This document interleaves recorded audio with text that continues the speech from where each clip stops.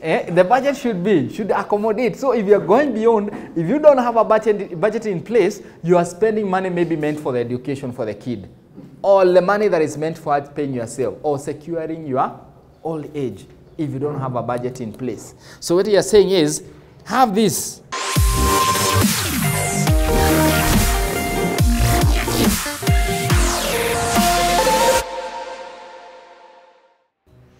Yes, please.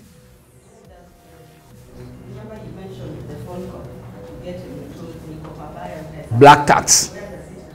Black tax, if there's someone you are supporting every month, what I say, like those I support every month, I have my aunt and some people I support and all that, I put them in my budget. When I sit with a budget and at the end of the day I realize I don't have money, I have to work more. But the first thing is, education fund for the kids, I've already sent money there. My tithe, it's already gone.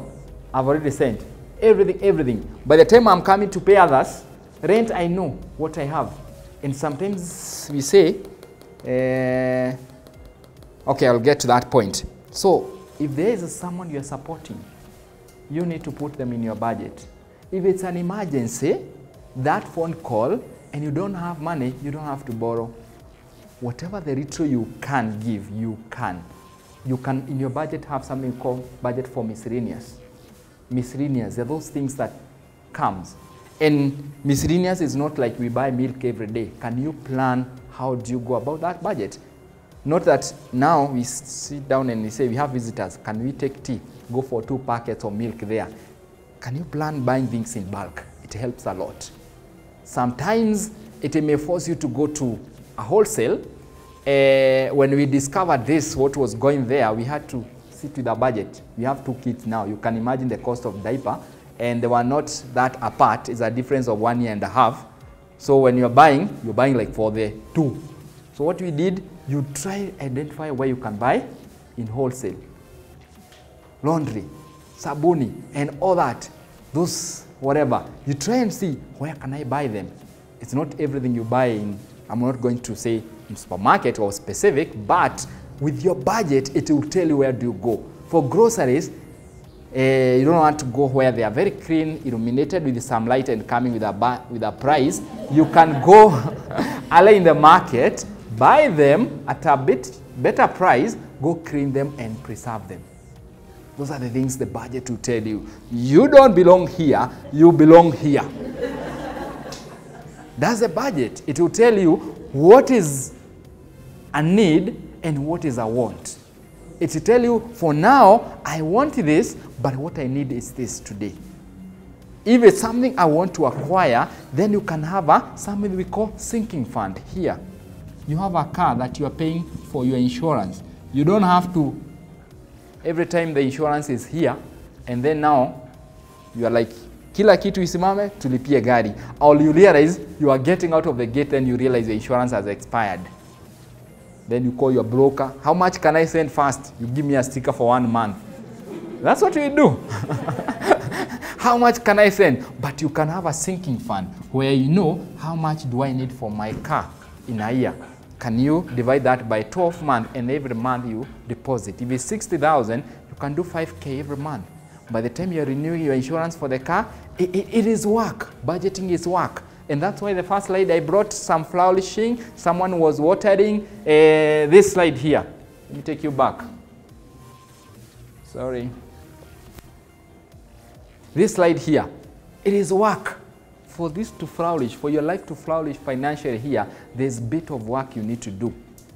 And budgeting is one of the work. People say it's work, but it's worth it. So, pay yourself, pay others. So what I've said is, if you have someone you are supporting, you know how much in a month, put them in your budget. See how that numbers go.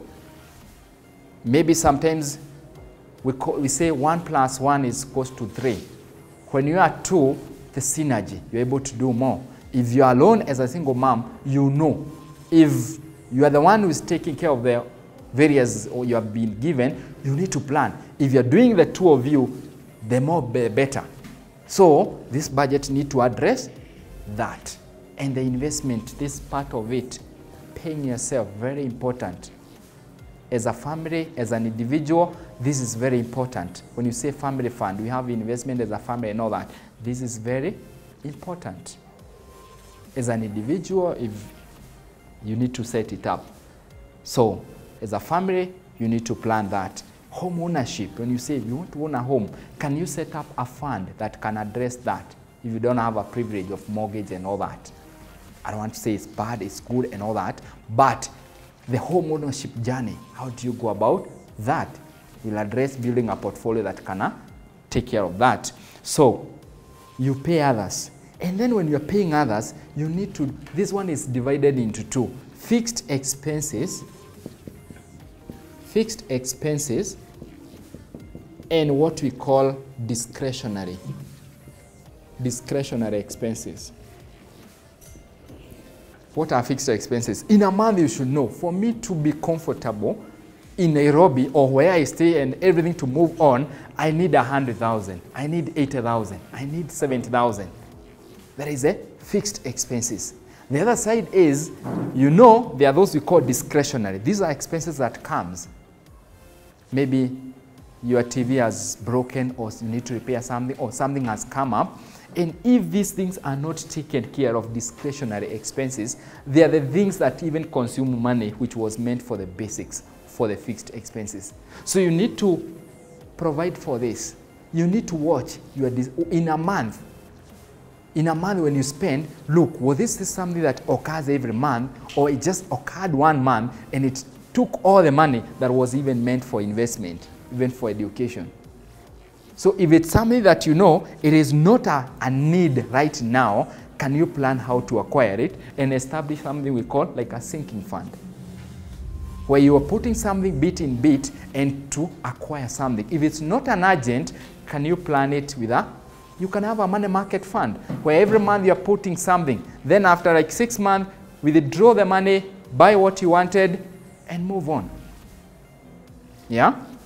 So, discretionary expenses need to be taken care of, because these are the things that throws you off the budget all the time. You find yourself, you had some money, right now you are broke and it's beginning of the month and you have to survive the whole month. So you need to take care of this. If it's in a business, you can provide an account, like a buffer for your account. When you do your maths, this is enough to run the, what you call the current capital for operations running the business. You're setting aside something. Whatever remains need to be kept somewhere for the business. So you can have your personal account for a sinking fund or for your business that is supposed to caution the business in case of anything. And if you're looking for expanding, like she told us, looking forward to start something in January, how do you go about between now and then? Setting aside something in an investment where it's growing and you are going to address establishing that company. Maybe you're looking at career change, you're saying, I want to do something of my own. Maybe you're employed, you're looking for transitioning. How well are you here? Because this is what will help you to transition. If you are not ready for transitioning, then you need to check here. How have you been paying yourself? How well is your investment to take care of yourself when you're doing that transition? So it's very important. So pay others, fixed expenses, discretionary. We can go into details. And what I say is when it comes to rent, you save between 10 to 20%, and people say, no, where do you get a 20% house of that budget? What I tell people is, when the income is increasing, don't change houses immediately. Don't like now the money has come, I've realized where I stay, there's no security. I have to move. And you stay there for like 7 years or 10 years. But the income is there, you realize, this is place, me and this place, like the guy from Donholm to Kileleshwa. You know, you are trying to catch up with the income. The expenses, money is talking to you. So if you don't have a budget, you'll find yourself there. So you can stay longer where you are as you plan for paying yourself. Because this is what we call it income replacement strategy. Income replacement strategy is the active income you're working. You are working every day to be paid to have this. You can work an investment plan here to have a passive income. And the day your passive income exceeds the active income, then you are on the road to to financial freedom. You are flourishing. So we can assess ourselves, where are we in terms of this financially? Are we flourishing, or we are somewhere? We are somewhere we need to be guided. So pay yourself well, build a passive income that you're going to do what you call active income replacement. You're not going to over-rely on your salary. You're not going to rely on you working to meet your bills. So it's a journey. It is not a one day off. It is not a one day of like you wake up today and the next day you are there. It can even take 5 years to 10 years. But you better start the journey by paying yourself, investing, and moving forward. So I know I can talk. I have a very passion of this when I talk about money. People, because I've seen people making mistakes. People earning money. I've seen other people who have done big things with the retro. Like the other day we saw boda guys coming together I think in Vika, contributing 50 shillings a day, and they build some rentals. If you compare the boda earnings a day and you, what is the difference? I'm not saying you are bad, but when we assess the journey, you can always tell how committed are you, how accountable are you, how steward that, how are you good in terms of nurturing that money. So you need to think of it. So why do you need a passive income? Financial freedom. You're saying it frees you from solely relying on your salary. Between 8 to 5 for me to be paid to meet my job, you'll have a passive income. And there you're able even to pursue your passion. The things that you say, I can pursue this. But today, you cannot afford to miss your workplace because why? You have bills to pay. You can't say, this is what I am passionate about, but I miss my work and do this thing. You cannot.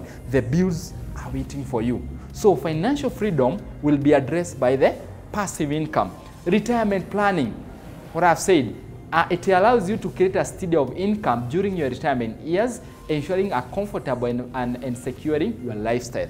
The life you're living when you're working should not change because you retired. In fact, you should live even better because you have more time to take care of yourself and you have some income coming, a passive income coming. So you ought to start this journey as early as now.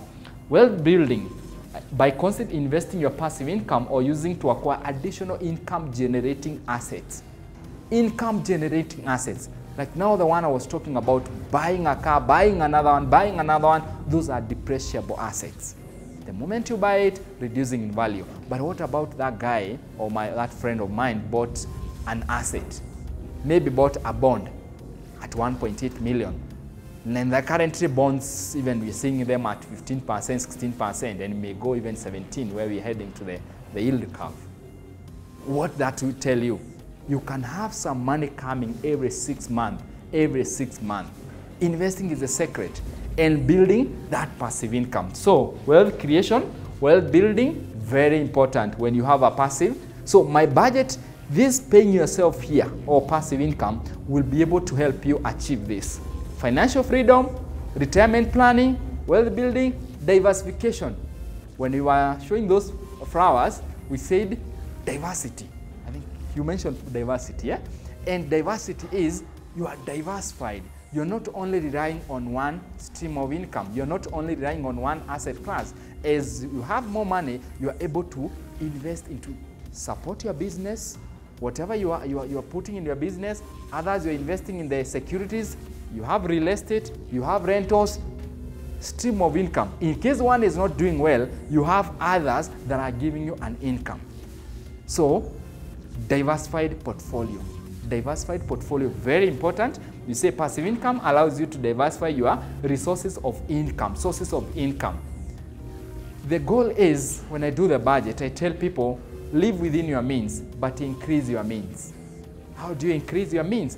By building a passive income. What else can you do? You also think, maybe I'm a consultant or I do this job. If I can do this thing over the weekend, maybe let's say you work in a hotel. If you start a side hustle as an event organizer or whatever, that thing will give you an extra income. And that's you doing it in your free time. Or maybe you are a teacher. Or, I don't know what I say, but You can consult, you can make an extra coin that goes towards passive and you pay yourself with that. So what I'm saying is increase your means. And one of the increasing your means, if you work, you have a very tight schedule and you are not able to do something extra, the only way now you can pay yourself, you can create that extra income, it is by paying yourself, allocating yourself more and building that passive income. If you are able to use your skill in generating an extra income, the better, and put it in the paying yourself that portfolio. Then diversification is key. In case of unforeseen, we saw things happening in COVID, the time of COVID. People losing jobs, yeah? And things happened. People moved geographical location from high end to the bank repossessing assets, things that were acquired through credit. How do you go about acquiring those? Have you planned for those unforeseen things that may come? Yeah? So, in the Proverbs that one woman, we said, she is not worried about the future. She is ready for the future. Why? She has invested towards that. You have some investment that are giving you passive income. You have diversified investment that are taken care of. Why should you be worried in terms of that? You trust God and you also financially planned yourself. So she's not worried. So in case of such circumstances, you need also to be prepared for that. So I'll give you an example here. The differentiator here, we've done the budget and we have identified the money that is supposed to be invested for passive income. And then we have this man here, active income. You look and see, you see where you are. Eh? If you're employed, you exchange your time, effort for income. You don't work, you don't get paid. That is it. If you're self-employed, you have your business, you work for yourself, but you can take a week, but you can't take a 6-week holiday. Your business keep going. Okay, this is a question actually. You work for yourself, but can you take a 6-week holiday? Your business keeps going without you being there. Can it be? Can it there all? The day you are not feeling well, your shop has closed. You are employed. You're on this side. You are on the active income because it can't run without you. If today you are not okay, or you say today I'm not going to work, then it means you are self-employed, and if you don't show up, no money coming to your pocket. The other side is what you call passive income, the differentiator between you being active and passive. There, the first one is you are owning big business. Let's look at something like Amazon. Jeff Bezos doesn't have to show up for the business to work. There are people working hard for him. He has systems in place, and the business keep on expanding. But how do you get there? You may not have the capital to get there, but the goal is, if you're self-employed, you're looking forward to expand into that. But the most important thing, and the good news is, you can transition from this side, from being an active income, to become an investor.